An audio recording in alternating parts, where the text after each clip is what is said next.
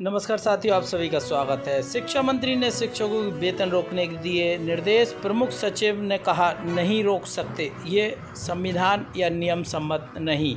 तो शिक्षा मंत्री और प्रमुख सचिव आपस में भिड़ गए शिक्षकों की वेतन रोकने के संदर्भ में। मध्य प्रदेश पुरानी पेंशन की बहाली के मुद्दे पर आंदोलन कर्मचारियों की सैलरी को लेकर एक बार फिर से एक नया घमासान शुरू हो गया। दरअसल मुख्यमंत्री शिवराज सिंह चौहान के कहने पर शिक्षा मंत्री ने अधिकारियों को निर्देशित किया था कि जो कर्मचारी आंदोलन है या हड़ताल का समर्थन कर रहे हैं, ऐसे कर्मचारियों की तनख्वाह रोक दी जाए। जैसे ये प्रस्ताव शिक्षा विभाग के सचिव के सामने आया, उन्होंने इस प्रस्ताव पर एक्शन लेने से मना कर दिया। उन्होंने कहा है कि हम कर्मचारियों की तनख्वाह नहीं रोक सकते, क्योंकि ये करना हमारे अधिकार में नहीं है। भारत एक लोकतांत्रिक देश है और यहाँ पर लोकतांत्रिक तरीके से ही प्रदर्शन करने और आंदोलन करने या अपनी बात रखने का सबको अधिकार है।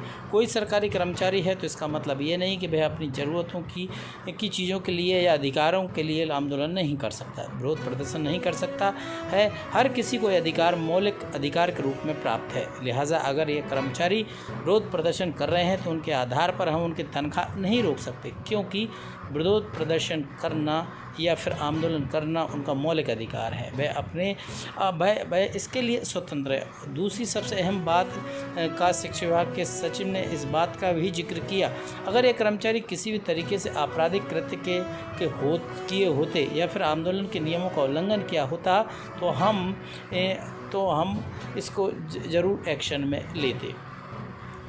तो साथियों, एक्शन नहीं ले सकते, इस विषय में स्पष्ट कर दिया। यदि कर्मचारी कोर्ट पहुंच जाए, यदि सैलरी रोक दी जाए और वह कर्मचारी कोर्ट पहुंच जाए और कोर्ट से हमसे जवाब तलब कर लिया जाए किस आधार पर कर्मचारियों की सैलरी को रोका गया, तो हमारे पास कोई उचित जवाब नहीं होगा, क्योंकि कोर्ट भी इन कर्मचारियों के साथ ही खड़ा हो जाएगा और हमें मुँह की खानी पड़ जाएगी।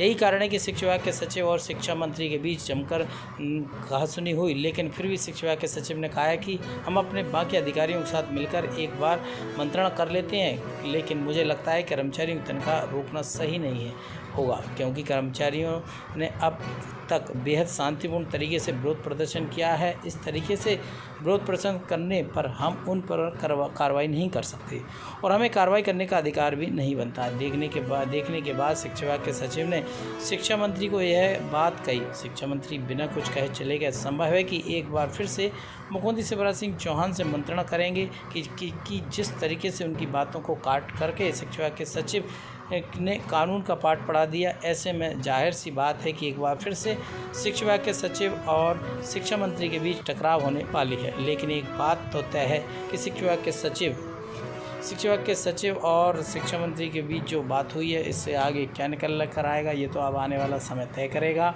तो साथियों, कुल मिलाकर ये जो बात है वेतन रोकने की बात की गई थी, तो उसमें प्रमुख सचिव ने मना कर दिया कि ये हमारे अधिकार क्षेत्र में नहीं है और ना ही हम किसी तरीके के ये कार्रवाई करने के लिए हम कर सकते हैं, जो नियम सम्मत नहीं है।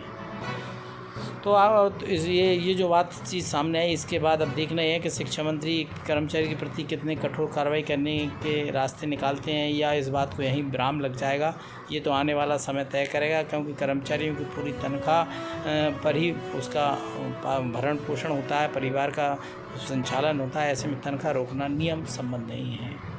हम नहीं चाहते कि एक बार फिर से इस तरीके से कोई कार्रवाई करके हम अपनी फजीयत कराएं। ये प्रमुख सचिव का इसके बाद कोर्ट के फटकार भी लगती है कि कर्मचारियों की तनख्वाह आपने किस आधार पर रोक दी। वो कोई आधार भी नहीं है, क्योंकि हड़ताल करना उसका मौलिक अधिकार है। वह अपनी बात को उठा सकता है, रख सकता है। हाँ, यदि हड़ताल के समय कोई अनुशासनहीनता की हुई, कोई अलग तरीके से विरोध प्रदर्शन किया हो जिसको कि हम अनैतिक मानते हैं, तो हम कार्रवाई कर सकते थे।